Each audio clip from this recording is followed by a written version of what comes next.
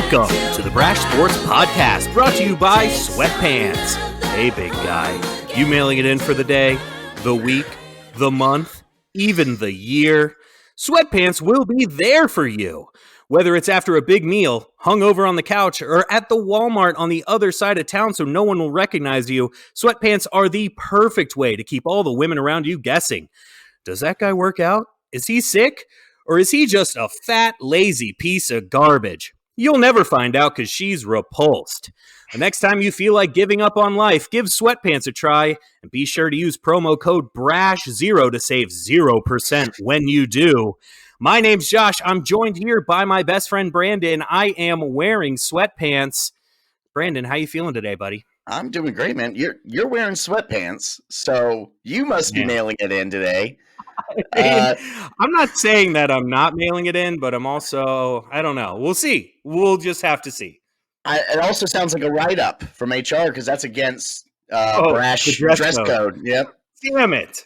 Hey, why did I admit it out loud? There's no way Cindy would ever be able to tell. You know that the Brash dress code requires you to wear a shirt that has buttons that are useless. And you have to, your bottom has to be basketball shorts. That's the rule. Yeah, you're right. You're right. And you have to wear a hat, representing a college team of a college you did not attend. You never attended that college. But if a cute girl asks, you absolutely say you did. Yep. I remember that. I remember when you went to Georgetown for a little bit. I was a Georgetown alum. I was Georgetown alum for about 5 minutes, and then What did you major in again? Political science. Political science. Oh my god! Dude. But then she caught me off guard because she's like, "That's what I'm gonna major in." And I was like, "Oh no, little thing." Yeah. How much longer can I keep this going? If I end up marrying her, I gotta keep lying. A fake diploma on the wall. Oh God! Yeah, go Hoyas. Look, babe, I gotta tell you something. Remember 20 years ago when we first met?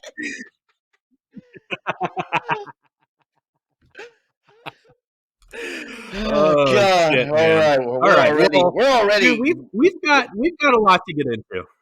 We are in episode 2 of a doubleheader, Josh. Okay, so we're a little worn out coming into this episode. This is our normal scheduled episode, but we had to do a rescue episode, if you will, on Monday, with a Tuesday parlay, which we'll dive into later. Well, we will get into those details. We will get into that later, but right now we are trying to scrape together some material so we can complete this doubleheader. Anderson wasn't going to have it any other way. He said, "You guys are doing the 2 episodes this week.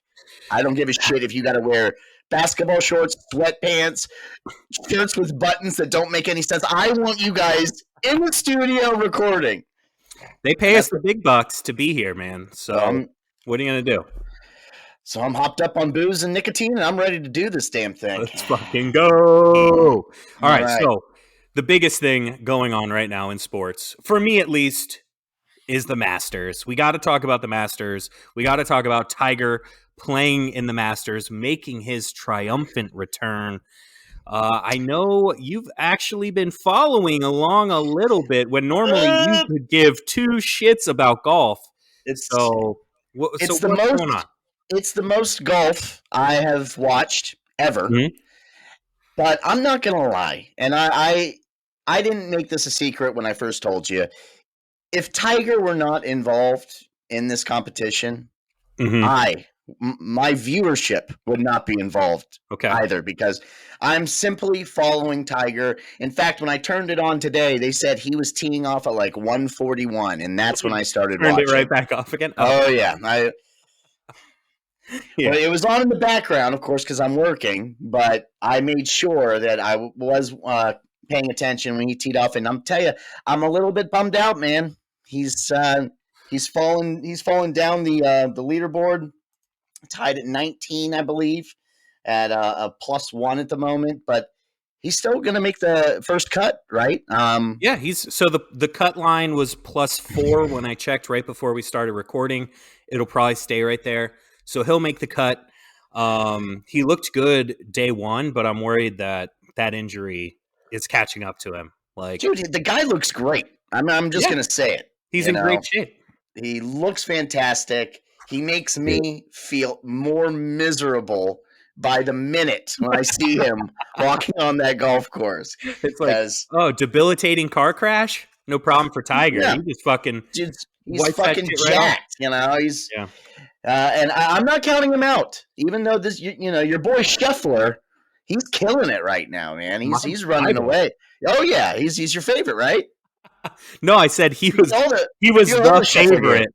He was the favorite going into the Masters. Oh, not your favorite. Not my favorite. No, okay. Tiger is my favorite guy to watch in the Masters for sure. I also am involved in a little Masters pool put together by a friend of the show, Patty Mack, who also happens to be a good friend and bartender of mine. Explain that Masters pool to me, because I know you mentioned that to me before, but I don't really understand the details. I'm interested to hear how this pool works. All right. So everyone submits a team of 6 golfers, and there's 2 different tiers. So you can't just pick the 6 best golfers in the world and just go along with it. So you have to pick 4 from the top, 40 or so golfers, and then 2 from 41 and on in terms of the rankings. Then each day there's a daily winner, and then there's an overall winner at the end. And it's based on, for the daily, you take your 3 best scores from your 6 golfers, and whoever has the lowest total wins that day and takes a chunk of the total pool of money. And then at the very end on Sunday, you take all 6 of your golfers, depending on where they finish. So if you pick a guy in your pool that finishes first, that guy's 1 point. And then the lowest score at the end wins the rest of the money. So I picked Jon Rahm, Cam Smith, Tony Finau, and Brooks piece of shit Koepka as the 4 from that top tier. And then Shane Lowry and Mark Leishman were my picks from the bottom tier, and Shane Lowry is tied for second. Everybody is 5 strokes behind Scotty Scheffler, who I said the favorite going in never wins. Well, at least since Tiger. So I stayed away from Scotty Scheffler. Big mistake on my part. I went with Brooks Koepka instead. He's going to miss the cut. He's a bum. He's not a bum. I love rooting for Brooks, but he's supposed to mail it in all the other tournaments of the year so that he shows up for majors. That's what he does. And then this week he just shit the bed royally.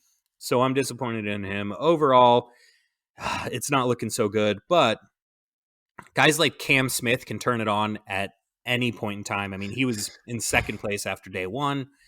Tony Finau is just plays Augusta really well. And Shane Lowry's in a great spot right now. So could be worse. I could be in a worse position, but Brooks Koepka really fucked me. He was a terrible pick. And that's about it. I did not pick Tiger.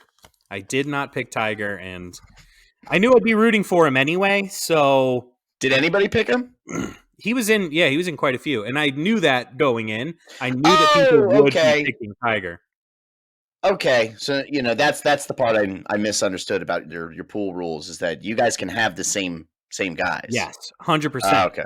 So I knew a lot of people would pick Tiger. I stayed away because I think it just gives you a little better odds if you have different picks than other people. So it's like having Miami in your Final Four when nobody else in the world does. And sometimes it works, sometimes it doesn't. But you gotta play to win the game. Now, be honest. How many guys did you pick that you have no idea who the fuck they are? You kind of just blindly took a shot in the dark. Mark Leishman is the least of the guys that I'm familiar with, but he's still a relatively big name. He's a good golfer. Jon Rahm is one of the best golfers in the world. Brooks Koepka, again, shows up for majors. just mails it in. He wears sweatpants the rest of the year for all the other tournaments. Mm-hmm. And then Tony Finau, I don't know if you remember, but a few years ago, he like rolled his ankle running backwards down one of the hills at Augusta.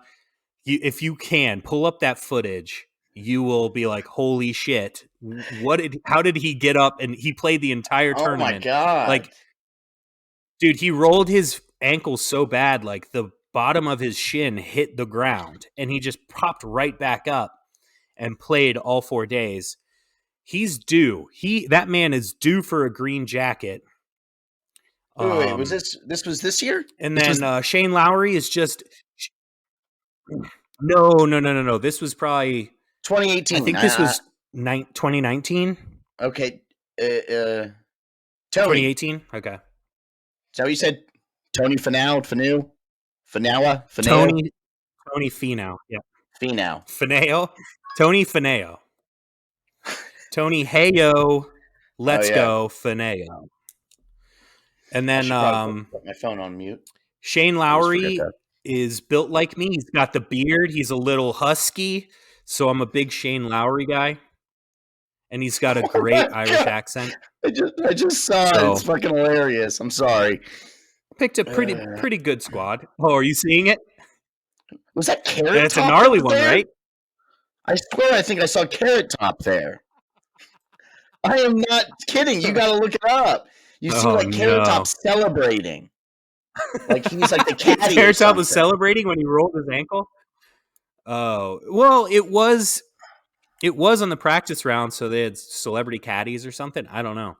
If Carrot Top was there, that was just a bad omen, bad pick. Well, and here's the thing. He picked himself up really quick, right? Yep. But sometimes when you're just humiliated in front of a large group of people, you can deal with some serious pain because That's you true. kind of you have to salvage some sort of dignity, and as painful as it is, make that walk back, the walk of shame when after rolling your ankle after celebrating, like a little kid. He was so excited.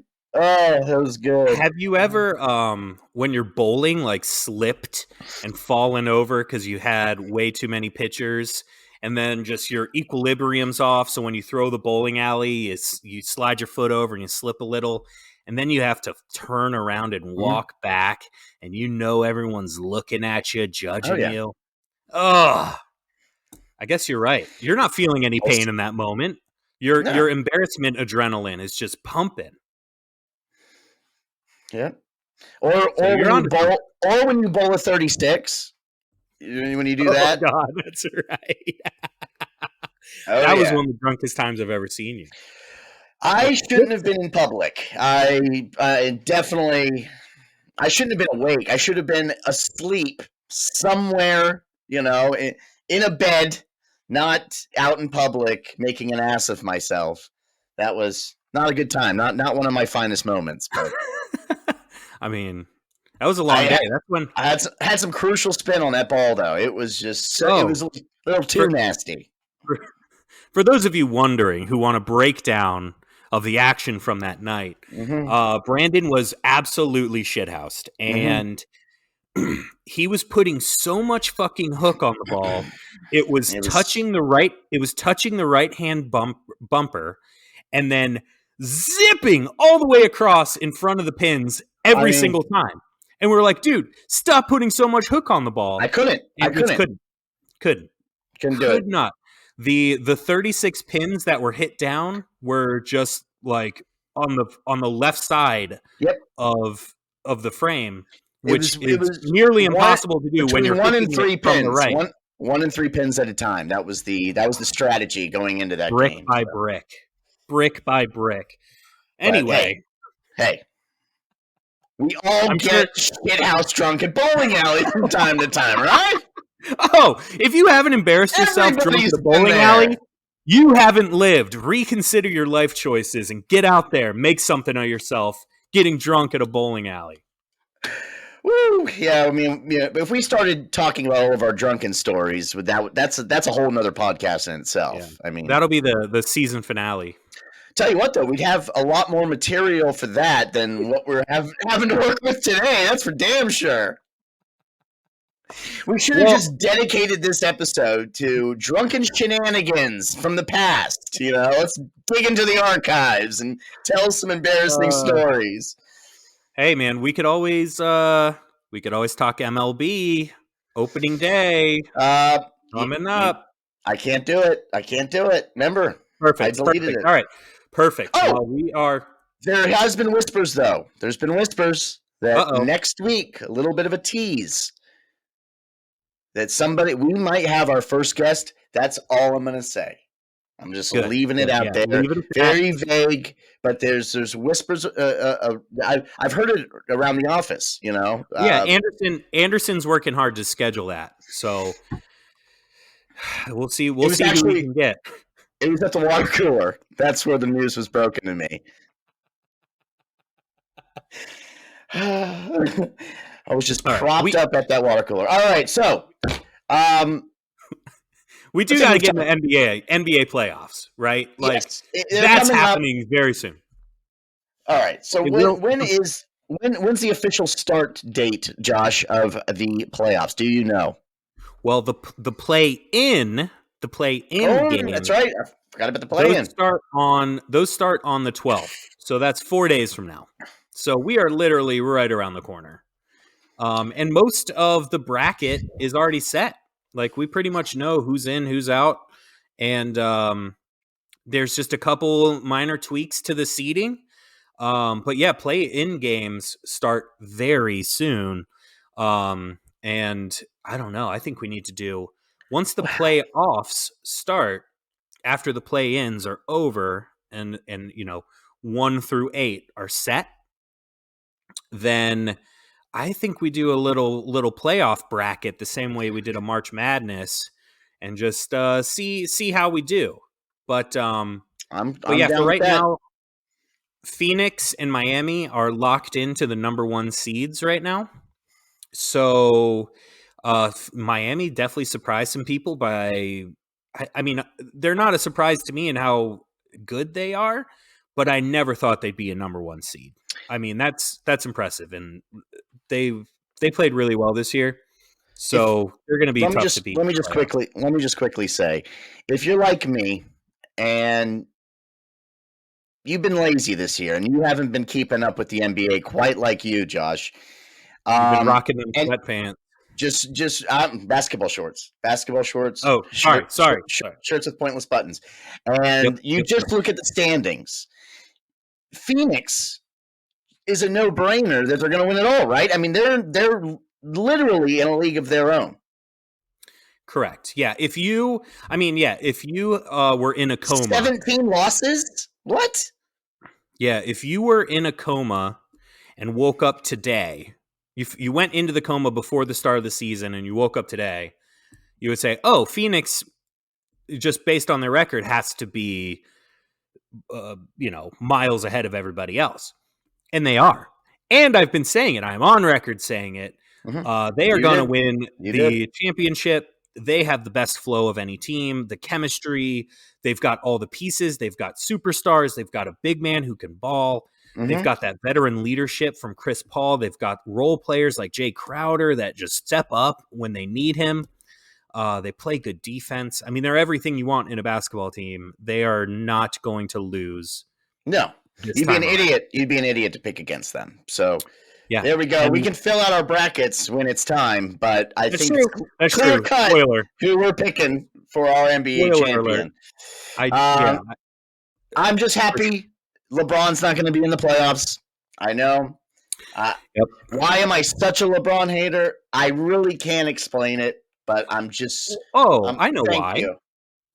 Oh well, because the last time that you were a true dedicated NBA fan, it's when the Wizards were relevant and LeBron with the Cavaliers knocked them out of the playoffs year after year, including the Game 7 crab dribble that was obviously a travel. And then he fucking, after the game, said, "Oh, it wasn't a travel. It was a crab dribble." Crab dribble? That's not a thing. Just because you're LeBron James doesn't mean you can make things up and skirt the rules. So the Wizards got cheated out of that. That was their year, too, with Gilbert Arenas and Caron Butler and Anton Jameson and Brendan Howard. Hayward. Good years. Or Haywood. Brendan Haywood, yeah. Haywood. What did I say? I don't know. Yeah. Howard. Who cares? Adam Pac-Man Jones. Adam Pac-Man Jones is all I say. That's true.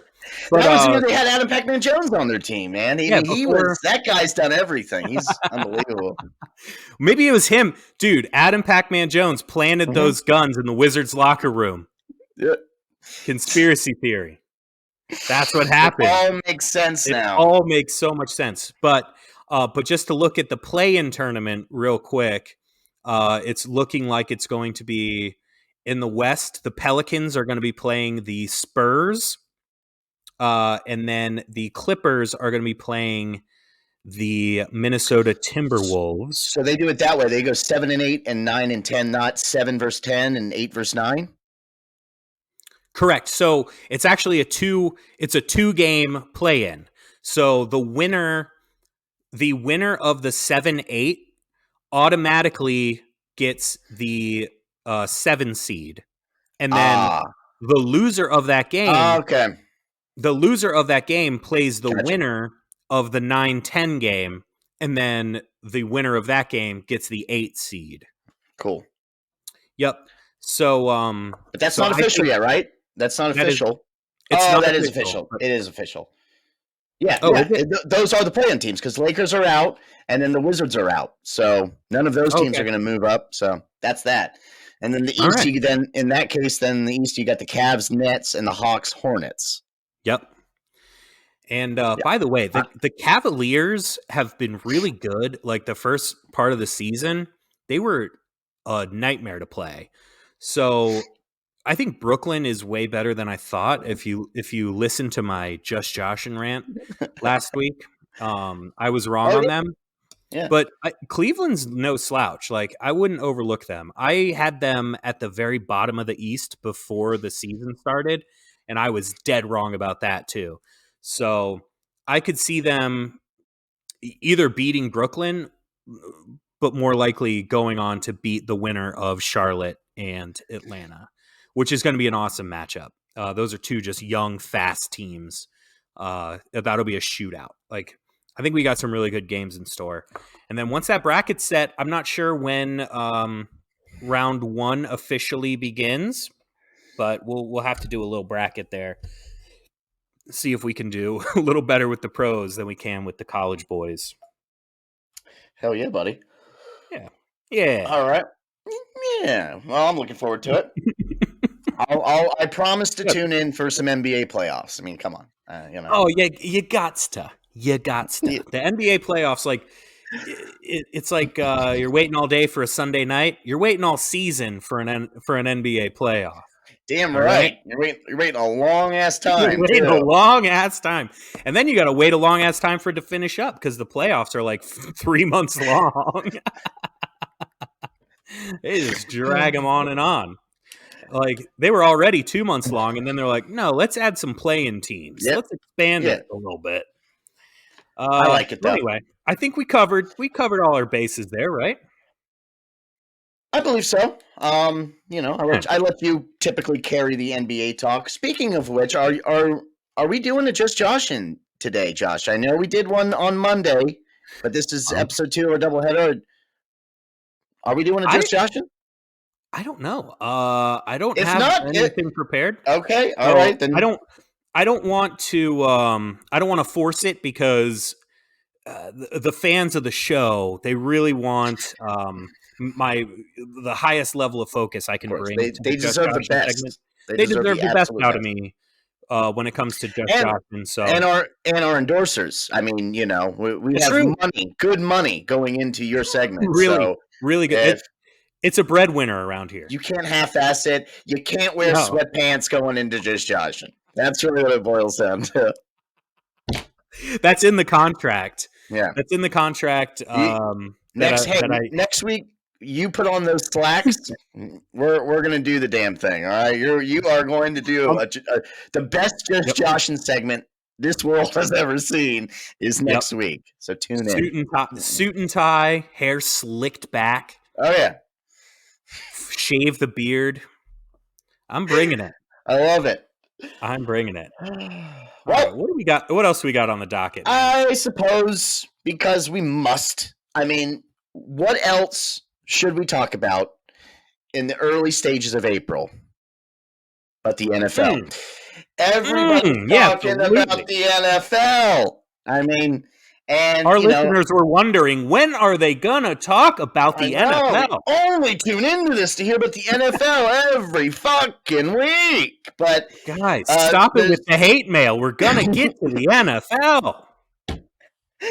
We covered, of course, again, we're trying to complete a doubleheader here. It's not easy. We covered a little bit of NFL news that what we had to work with on Monday. Since then, there hasn't been a lot, but I did want to just touch on Stephon Diggs. Man got paid, and he deserves every penny.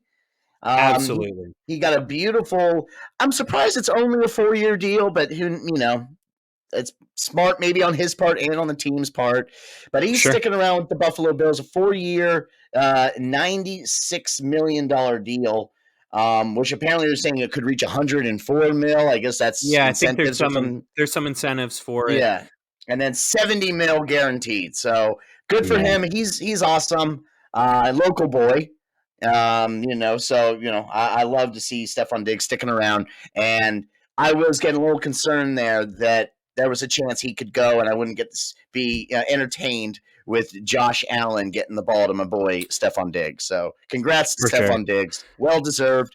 And I'm excited for the Bills, man. Dude, they're going to be so much fun to watch. I mean, Stephon Diggs is one of the most underrated guys in the NFL. He's so dangerous, and that team and what they've built, they're going to be really hard to beat in the AFC because they're going to trash division. I think it's fair to say. No offense to any Jet fans out there, but trash division. Hey, oh no, shit. I forgot he was a Jets fan. You forgot that it's also producer wear your favorite football player's jersey to work day.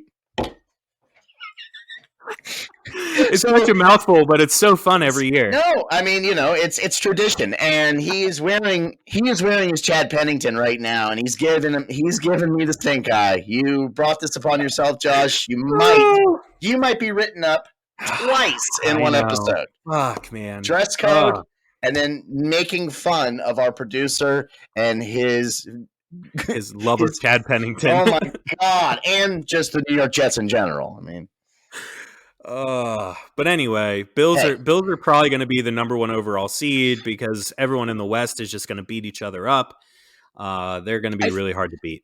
For them, it's just again, I'm totally on the Bills bandwagon this year. No secret about that.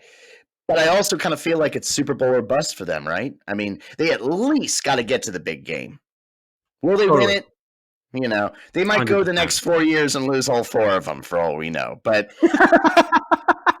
this time around, it won't be to NFC East teams exclusively. No, absolutely. That's guaranteed. That will not happen. That will definitely not happen. I have a hard time picking any other AFC team other than the Bills, in the early stages of the offseason.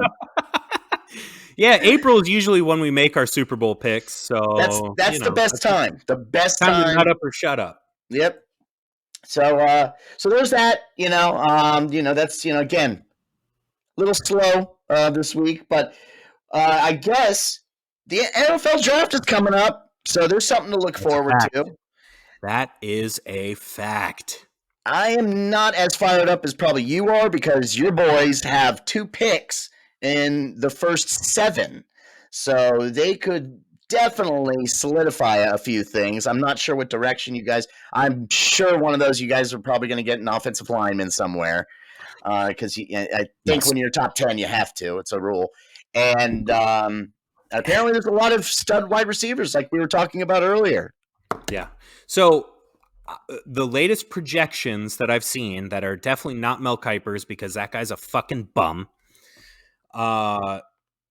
There's like for all the hype of this being a bad year for quarterbacks, there's a lot of projected trades up to get quarterbacks. So I don't know if it's just that the top end talent is good and then the rest is just trash. So you got Malik Willis, who I'm on record saying I think is a fucking stud and going to be a legitimate quarterback in the NFL. Like I'm seeing him possibly going number 2 overall to Detroit. I'm seeing the kid from Mississippi or Ole Miss, where Eli Manning paved the way. Matt Corral going to Seattle at number 4.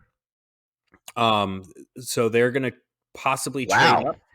And then I see the Saints projected to trade with the Giants to get Kenny Pickett. So a lot of moving and shaking. What I would rather see happen is there's 2 dynamo, just certifiable offensive tackles in this draft that are like just money in the bank. You know they're going to be great pros. It's the kid from Alabama and the kid from NC State. And I want the Giants to get one of those 2 guys because that is easily our biggest weakness is the offensive line. And we have made some moves in free agency, but it's never the same as getting one of those young bucks with a nice sturdy young back. Yeah, block those edge rushers. And I want one of those 2 guys. So I'm not trading back if one of them are available.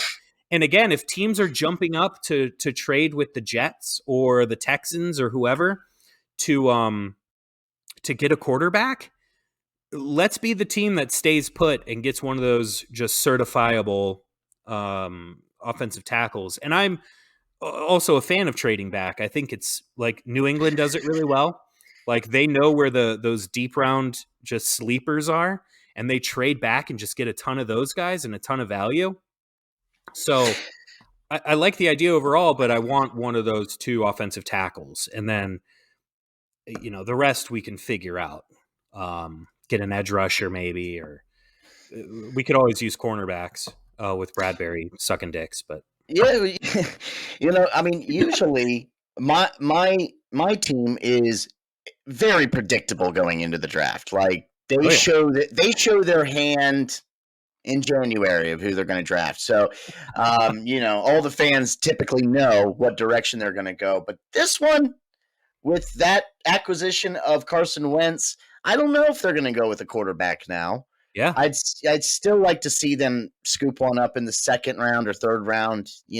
Try to have somebody there that they can develop in case the Carson Wentz experiment blows up in their face, which unfortunately I think it will. Wait, how could that possibly happen? But we also lost our right tackle, who's a monster, always fucking injured. But so in a way, okay, we lost him, but he averaged like 10 games a season anyway. So I'm not too worried about it. But if they're gonna stand pat at that 11 pick, I'd like to see them try to replace Brandon Sheriff. Otherwise, they're probably going to end up trading back, get more picks. We need all the help we can get. That's fair. But I just have a feeling whatever they do, it's going to be the wrong decision because I have no confidence in that team. Just none at all. It's so sad. Man. I know, man. Well, you know what that – I'm not going to do it. I'm not going to do it. No, don't do it. I'm not going to do it. No, I'll wait till after they disappoint me. Then we'll do that. Yeah, save it for the regular season. Yeah. What I'm looking at is the Commanders scooping up Garrett Wilson out of Ohio State. One of the just those, dude, they have so many good wide receivers this year in this draft. So he played with Terry McLaurin, right?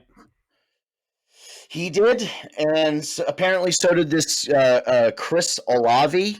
Who apparently are the top. They're in the top 5 discussion of wide receivers, at least according to ESPN. But yeah, Garrett Wilson, he's number 1 on their board, number 6 overall. So shit, I really haven't looked up a lot of highlights of him, but I would love to get the top ranked wide receiver, absolutely, especially one that knows how to work with my boy Terry McLaurin, because Scary Terry, or T Money as I refer to him as, he's the face of the franchise. We don't really have anybody else. It could be Chase Young, but we'll see how that works out. That's still up in the air.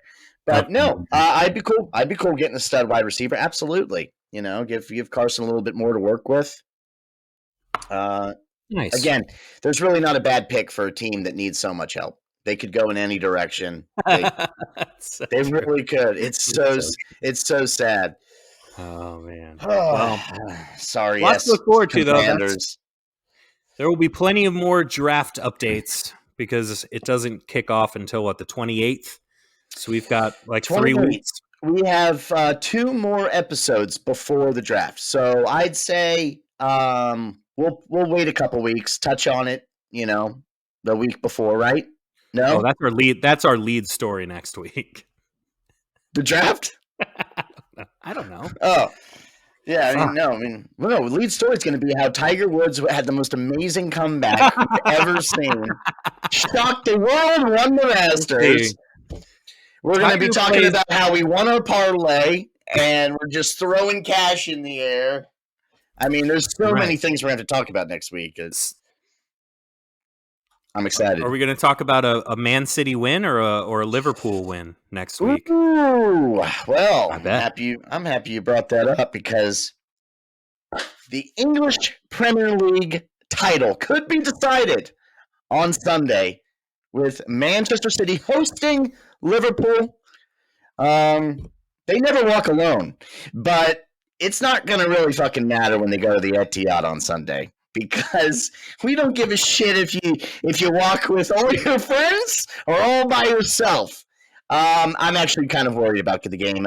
I'm hoping really for a draw.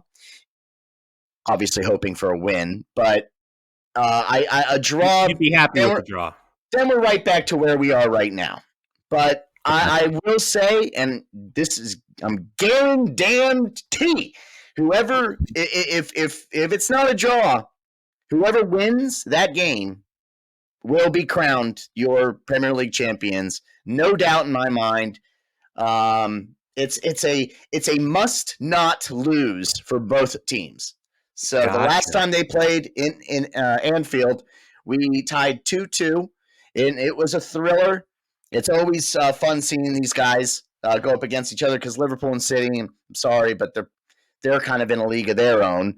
They're the Phoenix Suns of the English Premier League, so to speak. Gotcha. So it's a clash of titans, and I'm definitely going to be sweating bullets on Sunday. And I really hope it's a celebration podcast next week with a City win, a parlay win, and a Tiger Woods win. But I will take 2 out of 3 of those. Okay. Yeah. How many games are left after this one? Isn't 6 or 7? So there's still a lot of games. I believe we're looking at probably 5 games after this, because it typically, it's the 2nd or 3rd week of May. That's the last week. So I haven't really seen, how I can't remember off the top of my head how many games. This is the Super Bowl, though. This is the Super Bowl for you, right? Okay, wow, you're right. No, there's 38 games, and this would be their 31st game. So there's 7 games after this. Wow. Oh, wow. They're going to have to squeeze those in with Champions League and FA Cup. That's another thing. We play Liverpool on Sunday, and then we have to play them again the same week on Saturday in the FA Cup. So, there's shit's getting real. All right, shit is getting real for the boys in blue. Oh man, I wish But I this paid is closer attention to EPL. I just never it's never really on my radar. I grew up pretending to be a Liverpool fan because I liked the Beatles, and when I was in a soccer club, everyone had an EPL team and I just like picked one and it happened to be Liverpool. And I think back then we were okay, but we went through a slump, we were really bad. I cannot claim Liverpool fanhood now that they're playing well. Um, but it is kind of fun to see Manchester City and Liverpool, our childhood teams, meeting up. absolutely. And I couldn't name a single guy on Liverpool right now. Oh Not man, a one. not one. Not one. I don't think so. You don't know who Mo Salah is? The Egyptian king? I have heard that name before, yes. Oh, you look up some highlights. Do yourself a favor. Look up the Egyptian king. He's one I'm hoping we can snag off of their team, honestly. Mm. He's one of those guys. Not gonna happen, not gonna happen. He would never do that. He's gonna re-sign a nice big fat contract with Liverpool. Plus it adds to the fun. It's nice having that strong team, that you gotta worry about. I mean, running away with the title's okay too, but I like to be entertained. So, let's give us some competition over here, all right? City can't keep running away with it. Man, I think I know a certain Manchester United fan who's not going to be very happy about this conversation right now. But oh no, he turned it off the second we said City Liverpool. Fuck this. I'm out. Yeah, done. That's not happening. Unsubscribe. So yeah, I mean, you feel like we've covered that match enough? I mean, I know it's a big deal. I mean, there's really not really much to cover. It's a must not lose. I mean, what do you want from me, Josh? A must not lose. It's a must not lose. That is just, dude, that only exists in soccer. Yep, exactly. Because there's must a chance of a draw. No, not necessarily. It's a must not lose. Mm-hmm. I love it. And they're going to make us sweat, and they are going to make us wait until the last game of the weekend before that comes up. And I did not include that in our parlay this week because I am not putting anything behind it. I just want to sit back. Actually, I'm not going to be sitting. I'm going to be pacing around my living room when that game's on. I'm not going to be able to sit down at all. But so that's on Sunday? I'll be stressed out enough as it is. I don't want to think about the goddamn parlay. That's at Sunday. I believe that's at 11:30 because it's going to be the last game of the weekend. Ooh, so that'll finish up. If Tiger makes a run, you could have that finish up, flip right over to the Masters, and watch him come down like the back nine. There you go. Ooh, boy. That's it. Solid. That's solid. All right. So, speaking of, we did a parlay. On Monday. It was our first NBA parlay, and we were waiting all day for a Tuesday night in this case because all the games were on Tuesday. As usual, we did two parlays on Monday. I'm not counting that one. We made it was the night of the NCAA championship, and I mean that didn't go too well. But UNC covered though. We got half of it right.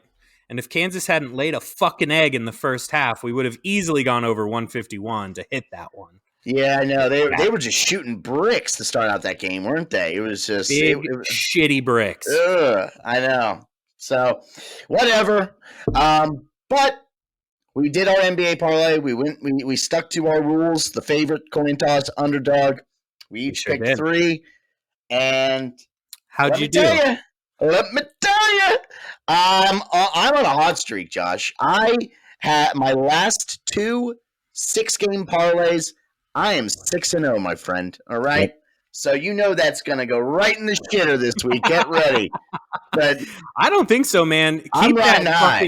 Keep it rolling, man. You are on fire, and dude. I'm just impressed. That was fucking incredible. Plus, the biggest underdog of the night in our parlay was picked by you, and that's the one that hit. So that's right. The Wizards beating the Timberwolves at plus 480, and not only did they beat them, they spanked the shit out of them. I mean, I watched the whole thing. It was so much fun to watch. They were schooling them, and they were on the road. Unbelievable. We had a chance. We had a chance to win $519. I got my 76ers. The Pelicans covered the 8.5 points. Wizards won. So I was in the clear. But Josh, things on your front just didn't go. I would like to take a minute to just address everyone and let them know that I'm really trying my best here. I promise I'm going to turn things around in the parlays. The NBA was supposed to be my thing, and I let you all down. So, from the bottom of my heart, a sincere apology to everyone who followed that bet. Thank you. I'd like to thank you, Anderson. Anderson's on the piano. He's in the Brash music studio. That was fantastic. Well done, man. Well done. His timing on that was really good. Yeah. Really good. No, he's on it, man. He's a producer.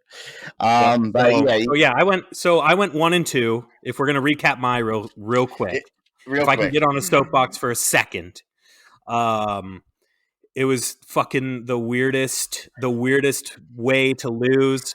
Nuggets at home against the Spurs got blown out as my favorite. And then 2 nights later, went on the road to Memphis and beat the shit out of Memphis. How do you lose at home to the Spurs and then beat the shit out of Memphis, the number 2 seed in the West? Terrible. And then the Hornets, my underdog, in Miami, long shot, right? Only trailing by 5 points going into the fourth quarter. Lost by 30. Trash. They got outscored like 38-17 or something in the fucking fourth quarter. It was a bloodbath. It was a 12-minute bloodbath. And but of course, the Mormons came through, and the Utah Jazz at home, they covered the spread against Memphis. But it was that crowd bouncing off the walls like we talked about. Yeah, they got all that caffeine in them. They were bouncing off the walls, drinking hot coffee at a basketball game. So, anyway. So that was it. That was our one and done NBA parlay because we're going to need to wait a whole calendar year until the next NCAA championship before we're able to do that again. Or possibly in the playoffs, they might have the odds out a little earlier. We shall see. We'll just have to see. So, anyway, it's on to a new week. I'm not getting down on myself. I'm coming back fire. We're going 6-0. Let's get into the weekend parlay. Brash Sports Weekend Parlay. Brought to you by cryptocurrency. We don't know what it is either. All right. So here's I guess we'll just go favorite coin costs. Do you want to go coin costs? Well, I didn't make a coin cost. I know. I did a coin toss. See, I was thinking maybe we should do it up. Yeah, I think I'll go with coin cost. You could do a coin toss. How about that? All right, fair enough. All right, yeah, favorite toss, dog. All right. So I'm going to start it off. Yeah. Start it off. Favorite. Stealing just a tad of Mr. Hockey's thunder. I had to go with the Toronto Maple Leafs over the Montreal Canadiens, and they are a heavy favorite at minus 455. That is my favorite. Can't really break it down too much because I can't name a single player on either of those teams. That's fair. You don't need to. All I know is that the Leafs are legit and the Canadiens, they are not. So there's my favorite. I'm sticking to it. It's Toronto is in real Canada, and Montreal is in French Canada. And dude, French Canadians can't do it. Can't live with them. Can't do it. So I'm going to preface my picks by saying hockey is the only sport so far that I have a winning record in. Mr. Hockey's back. Mr. Hockey is officially back. He took a break off. He took a break last week. So be prepared for a lot of hockey picks from your boy, Mr. NHL. My favorite this week. Yep. My favorite is the one you picked, but my second favorite. I love the Las Vegas Golden Shower Knights at home against the dog shit Coyotes. Minus 375. They are going to destroy the Coyotes. We're talking about two hockey teams in the desert fighting over which team should just claim the desert throne. And the Vegas Knights are the new kids on the block in a sick new arena right on the strip. They're going to just destroy them. I love the Golden Shower Knight. Golden Shower Knights taking a big old piss on your Coyotes. Taking a piss on the Coyotes. That is correct. All right, Brandon. Give me that coin cost. Well, let's moving on to my coin costs. My coin costs for this week. Next week, I might go back to a coin toss. We'll see. But for this week, my coin cost is going to be the LA Galaxy. I'm going with an MLS pick here, Mr. Soccer, sneaking in some soccer picks. I like it. They are, and I might be wrong, but I believe they're hosting LAFC. I didn't quite confirm that 100%. A little inner-city rivalry. It is quite the coin cost. Either of these teams could easily pull out the victory. Could be a draw. That's probably most likely, but that'd be a boring pick. And I'm not doing that because that's not how we play here, Brash, with these parlays, all right? I picked the LA Galaxy to get the win against LAFC. They're at a coin cost of plus 143. So there it is. We'll see what happens. And, it's tough. It's so early in the season with the MLS. You can't really tell much other than DC United is completely falling apart at the seams. But I like that as my flip. So there's that. What do you got, Josh? Mr. Hockey. Can you hear me? Yeah, I can hear you. It froze for a second. I lost you. You scared me. No, it's fine. I could still hear you, but you were frozen a little bit. I was just waiting for my cue for my coin toss or coin flip, as some might refer to it as. In hockey, I fucking love the overs. And when I'm looking at overs, I'm always looking at the Colorado Avalanche. They're my favorite overs team in the league. They are at the Edmonton Oilers, again, in the good, fun part of Canada, not the French part. The over is 6.5 goals. I think that covers pretty easily. The odds are minus 120. So there it is. There's the coin flip, coin toss. Definitely not a coin toss, but Avs, Oilers. That's a solid toss. That's a toss. Over 6.5 goals. Nice. All right, and it's over 6.5 for the game. Correct. Right? Yeah. Okay. All right. Not just the Avalanche. That would be. Let's say, damn, Avalanche. That would be quite. It would be. It would not be minus 120. That would be plus 1,000 probably. All right. So here we go. Where the rubber meets the road, Josh. Are we finally picking NASCAR or what?